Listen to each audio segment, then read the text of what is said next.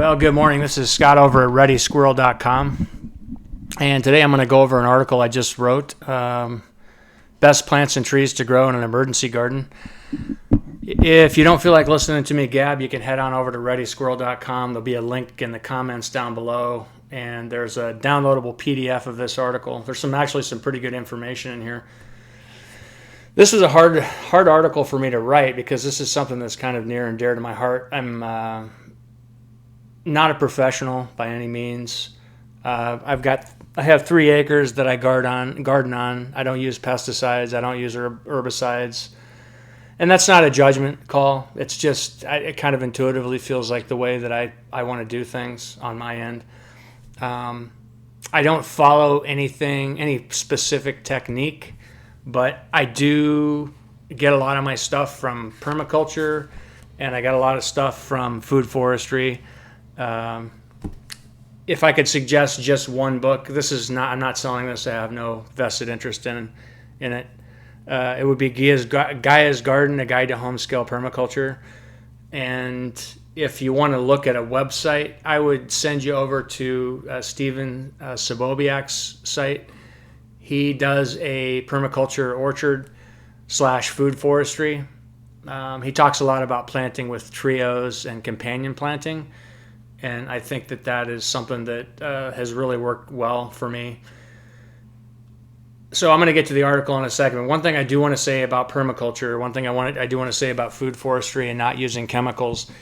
When I moved to my house, I had the typical landscape, and I'm not judging it. I'm just letting you know. 3 acres. I did have some big pine trees. But everything else was pretty much lollipopped. Everything was perfectly mowed. And everything was dead. And what I mean by that, there was no flora and no fauna. No bugs, no birds. And that has changed. Actually, the tipping point, I think, was this year. So I've been growing for 5 years. And I'm just now really starting to see things amp up. Nature is starting to take over. I've been interplanting things like black locusts with heirloom apple trees, and I've gotten into propagating pear trees and fruit bushes and hazelnut bushes, hazelnuts, also called filberts, and just slowly building perennial type food crops for my specific location.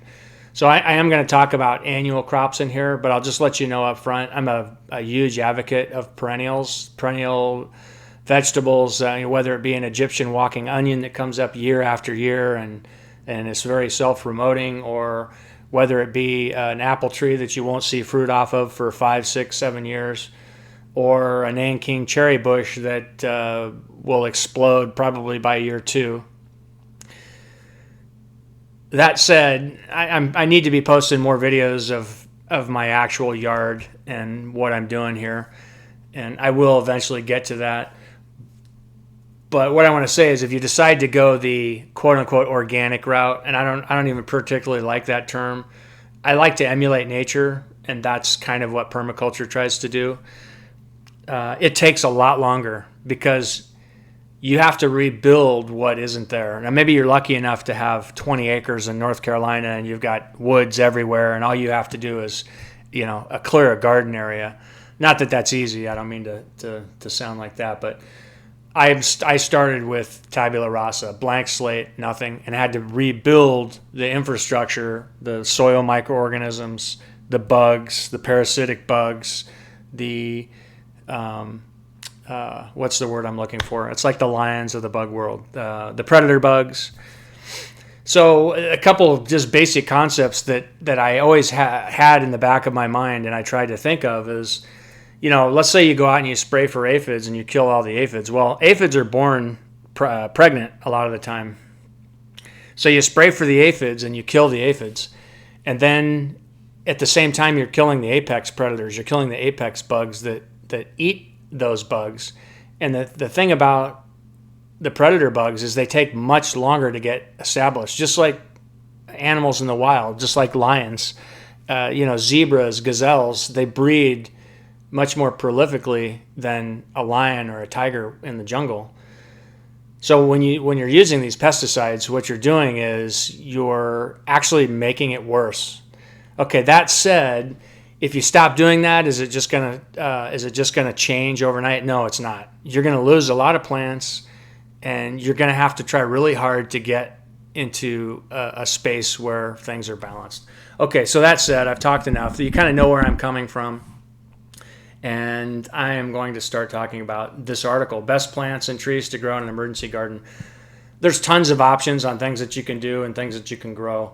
But this is the crops and stuff that really sticks out to me. So what to grow in an emergency garden? The first thing I'd want to talk about is the three sisters: beans, dent corn, and winter squash. The corn in this is not your typical sweet corn. This isn't Iowa sweet corn that you boil on the stovetop. This is dent corn.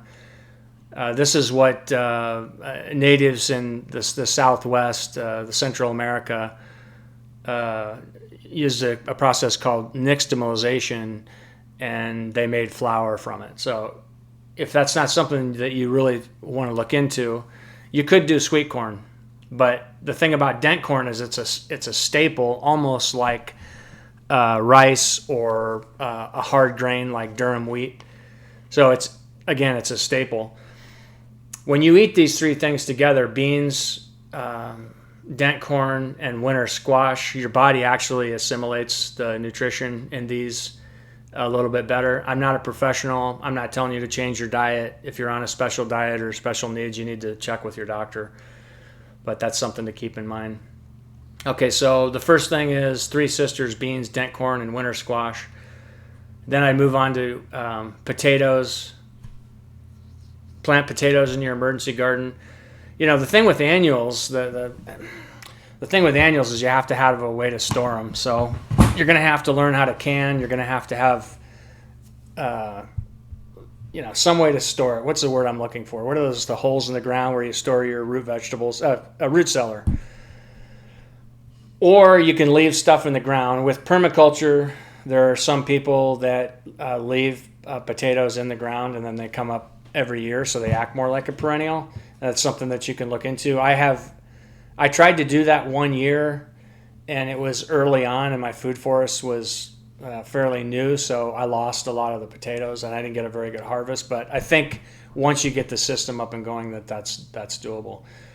Okay, so potatoes are a filling comfort food, and a 100 square foot garden bed, 10 by 10, should produce about 60 pounds of white potatoes. They're easy to prepare, easier to prepare for consumption than grain and dent corn.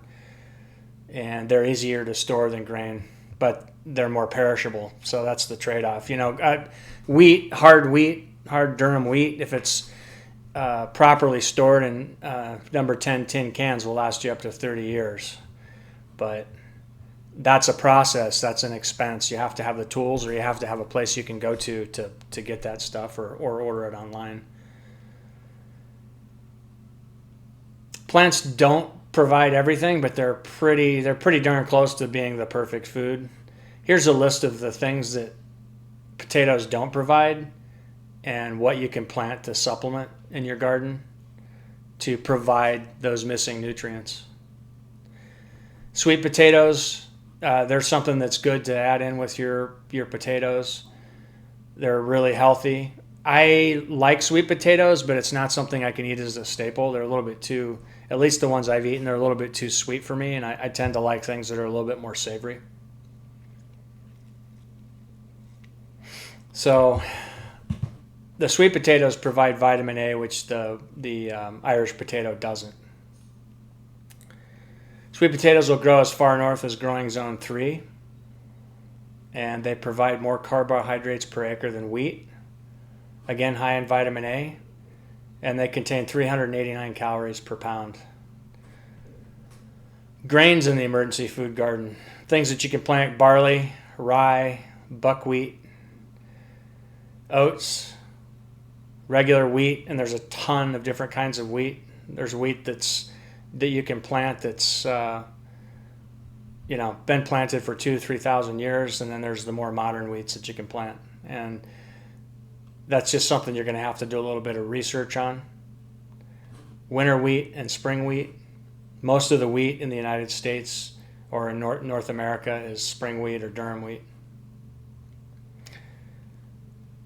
And wheat provides 1,520 calories per pound. Proso millet, teff, quinoa, amaranth, lentils. Sunchokes, Jerusalem artichokes. This is actually a picture of my garden, and these things are, they're out of control. I love them, but they're out of control. I actually purchased a couple of the tubers from these. They're related to the sunflower family, and the tubers are edible underneath, and they spread like wildflower, or like wildfire rather. And they're pretty easy to control if you can mow them. But if I interplanted sunchokes in with some other stuff that makes it, I have to hand cut them, and they just keep spreading and spreading and spreading. They don't last very long out of the ground, but you can just leave them in the ground and they keep spreading. So you kind of always have this hidden food source available. If these will do well where you are, I strongly suggest trying them out.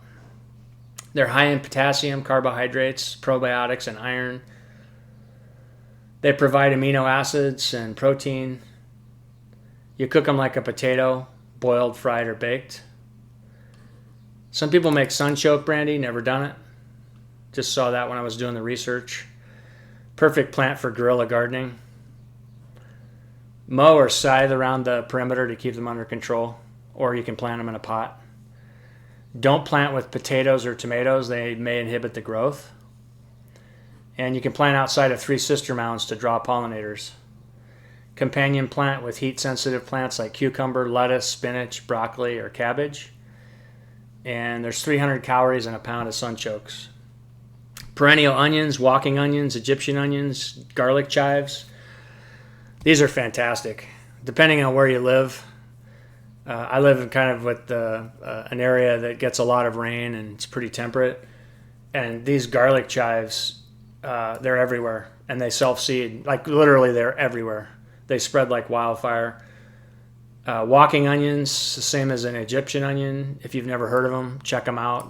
They grow bulbets on the top of the onion. The onion falls over. They plant themselves again, so the rows just keep extending themselves.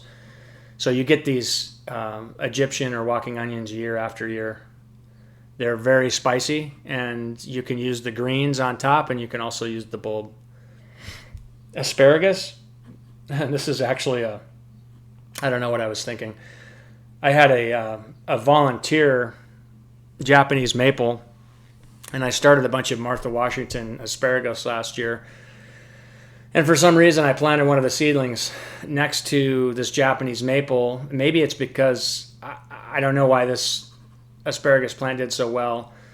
Maybe because of the clover that I had planted at the base of the Japanese maple. But this asparagus plant's huge now, and it's in the wrong spot, so I'm going to have to dig it up and move it. But asparagus, once you get it going, is awesome.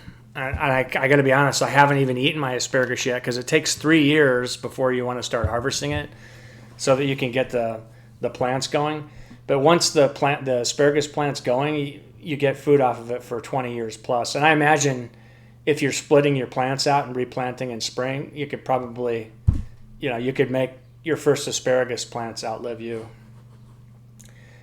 20 herbs for the emergency garden. I just have some basic herbs listed here, what they're used for and what the growing conditions are. And you can look at the article and print it out if you want to. Salsify, vegetable oyster. I have to be honest, this sounds kind of gross to me. I've never planted it, but it's a vegetable that was really popular during the Victorian era. And what I've read about it says that it's like a sunchoke, but it has the flavor of oysters. And that right there, is, for me, is a turnoff. I'm not a big fan of raw oysters, so you may be, so you might want to check it out. You eat salsify boiled, mashed, or baked, and it's said to be ideal roasted. or in vegetable soups or stews. Cowpeas, black-eyed peas. It's a bean, not a pea. Cook them just like bean and soup, stews. Leaves are edible, and they can be used like other edible greens. I've always thought cowpeas tasted a little bit like dirt. When I was in the service, we ate a lot of cowpeas, and I don't know. Not a huge fan. Not a huge fan of cowpeas, but if you like them, they're pretty awesome. They're protein-packed. They're drought-resistant, and they're a nitrogen fixer. They thrive in poor soil. They're self-sowing seeds, and they can handle growing pressure from livestock. Berry bushes. This, I would say, especially in the early years of food forest garden and emergency survival garden, berry bushes can really be a backbone because they're so prolific and they produce food so much faster than fruit trees or nut trees do. I have bush cherries. I have raspberries. I have like 4 different kinds of raspberries. I have grapes. I have elderberries. I have gooseberries. I have goji berries, which I don't suggest unless you're just so into health that you really want to eat them. Me personally, I don't like the flavor of goji berries. I think they taste a little bit like tomatoes. It just might be the variety that I have. I have blueberries also.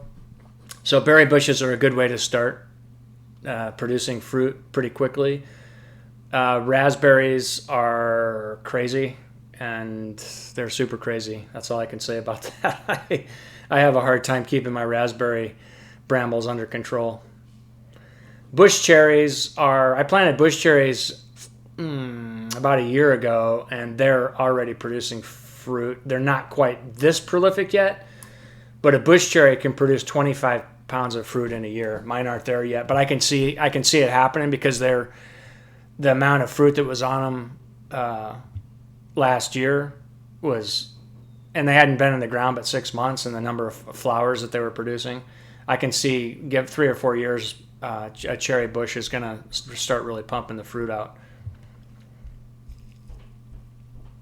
They make a great hedge or border planting because passersby are unlikely to eat your fruit. You know, a lot of people aren't going to just eat little berries off of a bush if they don't know what they are, because a lot of times they're poisonous. So bush cherries are a good option if you're looking for, producing fruit quickly. Mulberry tree. I have mulberry trees. I have a lot of mulberry trees, but I'm growing them, and they started out about 6 inches tall. I have some now that are, I think I probably have some that are like 8 feet tall, but it takes them 5 to 10 years to bear fruit. So no fruit off my mulberries yet, but birds love them, and let's see here. At maturity, a mulberry tree will produce 600 pounds of fruit in a year. I make cider. I also like to make mead. I so wish that I had a tree that was producing 600 pounds of fruit per year. That would be so awesome. My apples are just now starting to produce fruit, so I haven't been able to use any of my own produce to make any kind of hard cider. So mulberry trees, the leaves are the only food source for silkworms. Strawberries, okay. Ever-bearing strawberries, they produce ground runners and seeds. I planted one ever-bearing strawberry plant in a raised bed that's been neglected. And I think the only other thing in there is rhubarb. This one strawberry plant has probably made 200 other strawberry plants. I have a whole strawberry patch out there off of that one neglected plant. You can also plant alpine strawberries, which I have. I have a bunch of them. They're a tiny little strawberry. They're pretty hardy, but they're slow growers, and they don't produce a lot of fruit. I think I'd almost use an alpine strawberry more as a ground cover than I would to produce fruit. Anyway, strawberries are definitely worth looking into. I'd look into ever-bearing varieties, the full-size strawberry, something that's good to have in an emergency garden. And I've got a list down here of the different types of strawberries: June-bearing, ever-bearing. Gooseberries, easy to grow, popular in parts of Europe. They'll take partial shade, so that's actually good because there's not a lot of berry bushes that like partial shade. The downside is gooseberries have thorns, so I'll just leave it at that. They have thorns, so they're self-fertile. So plant 2 varieties and you'll get bigger fruit and more harvest. That's pretty much the same with everything that's self-fertile. Here's a picture of a little crab apple that I planted last year, and this kind of crab apple will cross-pollinate a lot of your other apple trees if you plant them. So one of the best ways to preserve fruit, I guess I got a little bit ahead of myself. I don't know, we kind of look past it, but hard cider is a good way to go. You don't have to. The alcohol in the cider preserves it, and if you have kids, you can water that cider way down. I mean, it doesn't have to be. When you drink it, you don't have to drink it like you're drinking booze or alcohol. You can drink it like a clean water source. That's what our ancestors did. Fruit trees are a time investment, and they're a lot of work. I've actually transitioned from pruning to non-pruning techniques. I don't prune my apple trees and my other fruit trees unless there's something crossing or growing straight up. For the most part, I just leave them alone. But we have what's called cedar apple rust here. So when it comes to fruit trees, you want to make sure. Let me back up. Cedar apple rust is really, really hard on apple trees. So what that makes me want to say is if you want to get apple trees, you need to do a lot of research on where you live, what the diseases are, and pick the right varieties.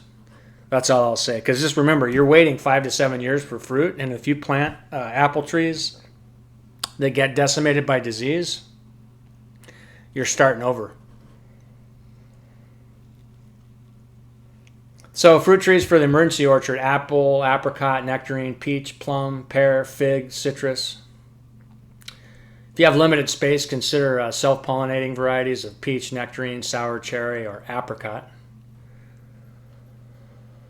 Nut trees for the emergency garden. For me, the backbone of my nut producing, or I don't have any nuts yet, but for me the backbone is hazelnuts because they produce so quickly. That's if you can only pick one nut bush or nut tree to plant, and they'll grow where you're at. I'd strongly suggest doing hazelnut.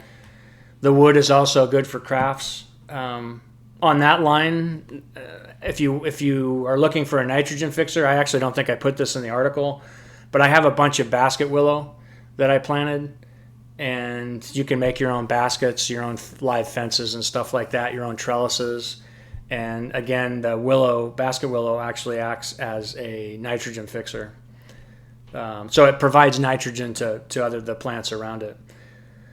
Okay, so back to nut trees. I would pick hazelnut. I think that's a solid choice. They're really easy to propagate by air layering.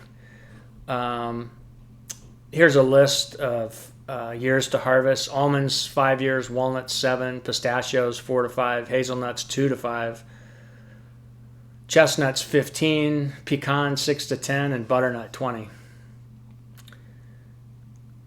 So best, I guess I got ahead of myself again. The best nut to grow for an emergency garden, in my opinion, if it'll grow, you should at least have the hazelnut. Interesting facts about hazelnut: protein, healthy fats, potassium, calcium, vitamin C, vitamin B6, and magnesium. You do require another compatible hazelnut, so you have to have a pollinator, basically. You can make oil from the nut, and hazelnut bush will produce up to 80 years. Archaeological evidence suggests hazelnut consumption up to 9,000 years ago. And then here I have 35 tips for starting your emergency food garden. I could sit here and talk forever about this stuff.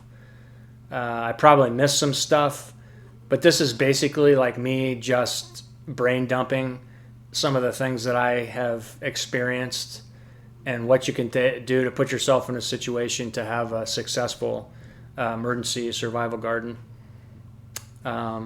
Here's some terms you can research for starting your emergency garden: forest gardening, silvopasture, which is the integration of trees, forage, and grazing animals, and of course permaculture. Give you some names down here. The reference books in my library, I have no vested interest in these. These are the books that have helped me get to where I'm at. The Holistic Orchard, Tree, Fruits, and Berries, The Biological Way by Michael Phillips. Gaia's Garden, this is probably my favorite book. It's a great beginner book on how to think about starting a forest garden or doing backyard permaculture. Sepp Holzer's Permaculture, The Resilient Farm and Homestead, Common Sense Forestry, The Market Gardener, and Silvopasture, A Guide to Managing Grazing Animals, Forage Crops, and Trees in a Temperate Farm Ecosystem. Okay, guys, thanks for listening to me gab. Put comments down there if you have any questions or suggestions, or you think there's anything that I missed.